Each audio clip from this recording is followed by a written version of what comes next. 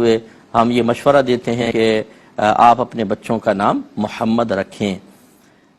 جن کے ہاں جس کو بیٹا کی خواہش ہو کہ میرے ہاں بیٹا پیدا ہو جائے، علماء نے اس کا ایک تجربے سے ایک بات ثابت فرمائی کہ اگر کوئی بہن پیگننٹ ہوتی ہیں اور وہ نیت کر لیں، شوہر بھی نیت کر لے کہ میرے لڑکا پیدا ہوا تو اس کا نام محمد رکھوں گا، تو لڑکا پیدا ہوتا ہے۔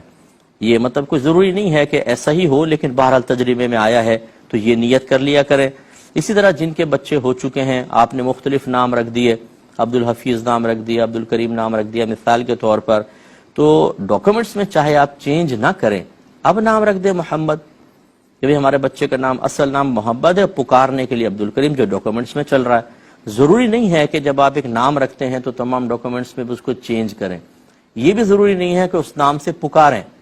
اگر عبدالحفیظ نام ہے، عبدالحفیظ کہتے ہیں، تو اب محمد آپ نے نام رکھا تو یہ نہیں ہے کہ اب آپ محمد عبدالحفیظ ضرور پکاریں، نام رکھ دیں، بروز قیامت نام سے پکارا جائے گا۔ نبی کریم صلی اللہ علیہ وسلم نے ارشاد فرمایا، تو حدیث یوں بیان فرمائی کہ اس میں کیا حرج ہے کہ کسی گھر میں ایک محمد ہو، دو محمد ہوں، تین محمد ہوں، یعنی اپنے بچوں کے نام محمد رکھنے کی ترغیب۔ اسی طریقے سے میدان محشر میں جس کا نام محمد ہوگا، سرکار نے فرمایا وہ بخشا جائے گا،